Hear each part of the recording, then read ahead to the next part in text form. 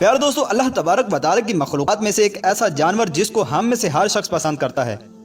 और हम में से हर शख्स की ये ख्वाहिश होती है कि वो ज़रूर इस पर सवारी करे। और उस जानवर को अरबी के अंदर अल खैल, जबकि उर्दू के अंदर घोड़ा और इंग्लिश के अंदर हॉर्स कहा जाता है। प्यारे दोस्तों, क्या आप ये जानते हैं कि अल्लाह तबारक व तआला ने घोड़े को कब और क्यों पैदा फरमाया, और हजूर अकरम सल्लल्लाहु तआला अलैहि वसल्लम ने घोड़े की कितनी इकसाम बयान फरमाई थी, और सबसे पहले अल्लाह तबारक व तआला के किस नबी ने घोड़े पर सवारी फरमाई थी, और कुरान मजीद के अंदर अल्लाह तबारक व तआला ने घोड़े का जिक्र क्यों फरमाया है, और घोड़े को खाने का शरई हुक्म क्या है, और हज़रत सुलेमान अलैहिस्सलाम को घोड़े क्यों पसंद थे। नाज़रीन मोहतरम, इन तमाम तर सवालात के जवाबात कुरान और हदीस की रोशनी में आज की इस वीडियो के अंदर हम आपके साथ शेयर करने वाले हैं। लिहाजा आपसे हमारी गुजारिश है कि आप हमारी इस वीडियो को एंड तक ज़रूर मुलाहिजा फरमाइए। नाज़रीन मोहतरम, घोड़े को अरबी ज़ुबान के अंदर अल खैल कहते हैं और खैल का माना है अकड़ कर चलने वाला। बस घोड़े की चाल में भी अकड़ना पाया जाता है, इसी वजह से घोड़े को अल खैल कहा जाता है। प्यारे दोस्तों, अल्लाह तबारक व तआला ने घोड़ों का जिक्र कुरान मजीद में उनकी अजमत और शान को बयान करने के लिए फरमाया है। जैसा कि अल्लाह तबारक व तआला पारा 30 सूरह आदियात में इरशाद फरमाता है, और कसम है उन घोड़ों की जो कि दौड़ते हुए हाँफते हैं, और कसम है उन घोड़ों की कि जिनसे चिंगारियां निकलती हैं, और कसम है उन घोड़ों की जो कि सुबह के वक्त जलगार करते हैं। प्यारे दोस्तों, इन आयात मुबारका में अल्लाह तबारक व तआला ने घोड़ों की कसम उनके शर्फ व फजीलत को बयान करने के लिए फरमाई है, और इन घोड़ों से मुराद जिहाद के घोड़े हैं। जबकि बुखारी शरीफ में हजरत जरीर बिन अब्दुल्ला रज़ी अल्लाह तआला अन्हु से रिवायत है कि मैंने रसूलुल्लाह सल्लल्लाहु तआला अलैहि वसल्लम को अपनी उंगलियां अपने घोड़े की पेशानी के बालों में फेरते हुए देखा, और आप सल्लल्लाहु तआला अलैहि वसल्लम फरमा रहे हैं कि अल्लाह ताला ने घोड़ों की पेशानी में खैर को क़यामत तक के लिए गिरे बांध कर रख दिया है। नाज़रीन मोहतरम, हजरत अबू हुरैरा रज़ी अल्लाह तआला अन्हु से रिवायत है कि रसूलुल्लाह सल्लल्लाहु तआला अलैहि वसल्लम कब्रिस्तान में तशरीफ लेकर गए। बस आप सल्लल्लाहु तआला अलैहि वसल्लम ने फरमाया, तुम पर सलामती हो ए मोमिनीन, और हम भी इंशाअल्लाह तुमसे मिलने वाले हैं। फिर आप सल्लल्लाहु तआला अलैहि वसल्लम ने फरमाया कि मैं इस बात को पसंद करता हूँ कि हम अपने भाइयों को देखते। सहाबाई किराम अलैहिम रिदवान ने अर्ज किया, या रसूलल्लाह सल्लल्लाहु तआला अलैहि वसल्लम, क्या हम आपके भाई नहीं हैं? तो आप सल्लल्लाहु तआला अलैहि वसल्लम ने फरमाया, नहीं, तुम तो मेरे असहाब हो, हमारे भाई वो लोग होंगे जो अभी तक पैदा नहीं हुए। पर सहाबाई किराम अलैहिम रिदवान ने अर्ज किया, या रसूलल्लाह सल्लल्लाहु तआला अलैहि वसल्लम, आप उन लोगों को जो अभी तक दुनिया के अंदर नहीं आए कैसे पहचानेंगे कि ये आप अलैहिस्सलाम की उम्मत हैं? तो आप सल्लल्लाहु तआला अलैहि वसल्लम ने फरमाया, क्या तुम देखते नहीं कि एक आदमी के पास घोड़े हों और उन पर सफेदी का कोई भी निशान ना हो, और वो बहुत से घोड़ों में खड़े हों, तो क्या घोड़ों का मालिक अपने घोड़ों को नहीं पहचानेगा? तो सहाबाई किराम अलैहिम रिदवान ने अर्ज किया कि क्यों नहीं, वो जरूर इन्हें पहचान लेगा।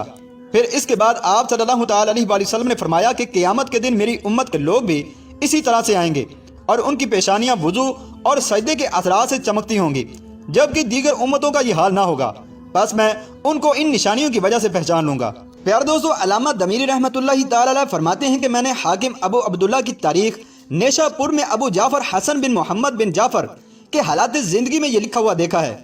कि उन्होंने हजरत अली बिन अबी तालिब रज़ी अल्लाह ताला अन्हु से इस रिवायत को बयान किया कि हजरत अली रज़ी अल्लाह ताला अन्हु ने फरमाया कि रसूलुल्लाह सल्लल्लाहु ताला अलैहि वसल्लम ने फरमाया, जब अल्लाह तबारक व तआला ने इरादा फरमाया कि वो घोड़े को पैदा फरमाए, तो अल्लाह तबारक व तआला ने जनूब की तरफ से चलने वाली हवा से फरमाया कि मैं पैदा करने वाला तुझसे एक ऐसी मखलूक को पैदा करना चाहता हूँ जो मेरे दोस्तों के लिए बाइस इज्जत और मेरे दुश्मनों के लिए बाइस जिल्लत साबित हो, और मेरे मोती के लिए बाइस जमाल बने, जबकि मेरे नाफरमान के लिए बाइस वबाल हो। बस हवा ने अर्ज किया, ऐ मेरे परवरदिगार, आप जरूर ऐसी मखलूक को पैदा करें। बस अल्लाह तबारक व तआला ने हवा में से एक मुट्ठी ली और इससे घोड़े को पैदा किया। बस अल्लाह ताला ने घोड़े से फरमाया कि मैंने तुझे अरबी व नस्ल बनाया है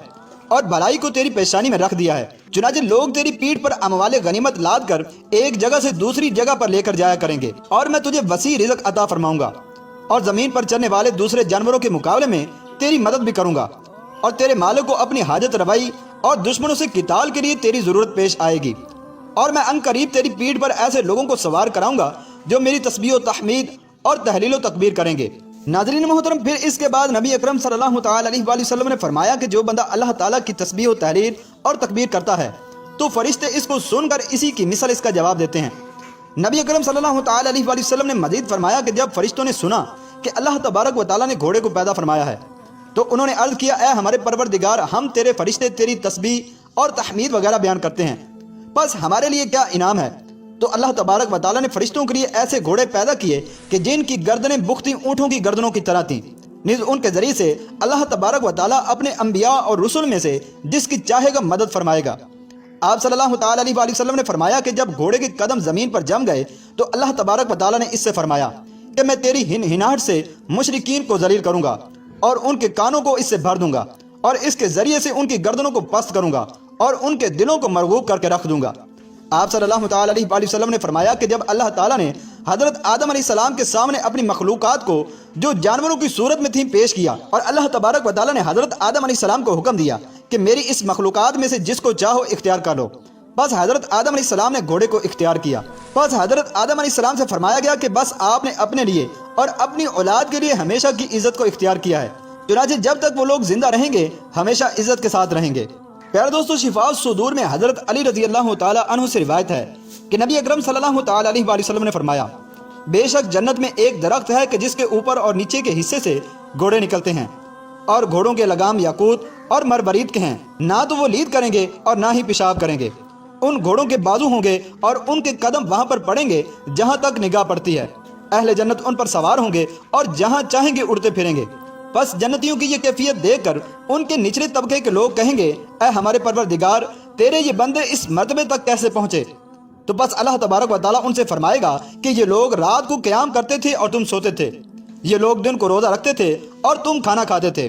یہ لوگ اللہ کے راستے میں مال خرچ کرتے تھے جبکہ تم لوگ بخل کیا کرتے تھے، اور یہ لوگ میری راہ کے اندر لڑتے تھے اور تم بزدلی کا اظہار کرتے تھے۔ چنانچہ پھر اس کے بعد اللہ تبارک و تعالیٰ ان جنتیوں کے دلوں میں اپنی رضامندی ڈال دیں گے، کیونکہ جنت ایسا مقام ہے جہاں پر کسی قسم کا کوئی غم نہیں۔ پیارے دوستو، گھوڑے پر سب سے پہلے سوار ہونے والے شخص حضرت اسماعیل علیہ السلام ہیں، اسی لیے گھوڑے کو عراب بھی کہا جاتا ہے۔ اس سے قبل گھوڑا دوسرے جانوروں کی طرح وحشی تھا۔ بس جب اللہ تعالیٰ نے حضرت ابراہیم علیہ السلام اور حضرت اسماعیل علیہ السلام کو بیت اللہ کی بنیادیں اٹھانے کا حکم دیا تو یہ بھی فرمایا کہ بے شک میں تمہیں ایسا خزانہ عطا کروں گا جو میں نے تمہارے لیے خاص کر رکھا ہے۔ پھر اس کے بعد اللہ تبارک و تعالیٰ نے حضرت اسماعیل علیہ السلام کو بذریعہ وحی حکم دیا کہ باہر نکلو اور اس خزانے کے حصول کے لیے دعا کرو۔ پس حضرت اسماعیل علیہ السلام اجیاد مکہ مکرمہ کا جو کہ ایک پہاڑ ہے اس پر تشریف لے گئے، اور آپ یہ نہیں جانتے تھے کہ کیا دعا مانگے، اور آپ علیہ السلام اس خزانے کے متعلق بھی نہیں جانتے تھے جس کے ادا کرنے کا اللہ تبارک و تعالیٰ نے ان سے وعدہ کیا تھا۔ بس اللہ تعالیٰ نے بذریعہ الہام حضرت اسماعیل علیہ السلام کو دعا کے کلمات سکھائے۔ پس جب حضرت اسماعیل علیہ السلام نے دعا مانگی تو سرزمین عرب کے تمام وحشی گھوڑے آپ کے پاس جمع ہو گئے، بس ان تمام نے اپنی گردنیں حضرت اسماعیل علیہ السلام کے سامنے جھکا دیں۔ اسی لیے ہمارے نبی اکرم حضرت محمد صلی اللہ تعالی علیہ وآلہ وسلم صحابہ کرام سے فرمایا کرتے تھے کہ تم گھوڑے پر سوار ہوا کرو، کیونکہ یہ تمہارے باپ حضرت اسماعیل علیہ السلام کی میراث ہے۔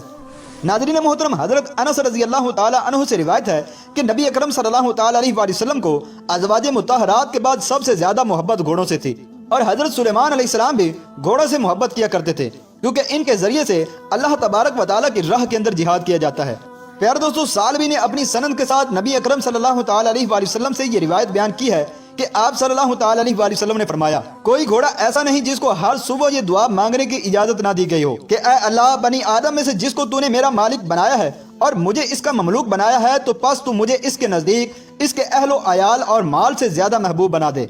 آپ صلی اللہ تعالی علیہ وآلہ وسلم نے ارشاد فرمایا، اجر کے اعتبار سے گھوڑوں کی 3 اقسام ہیں، ایک وہ گھوڑا جو رحمان کے لیے ہو، اور دوسرا وہ گھوڑا جو کہ انسان کے لیے ہو، اور تیسرا وہ گھوڑا ہے جو کہ شیطان کے لیے ہو۔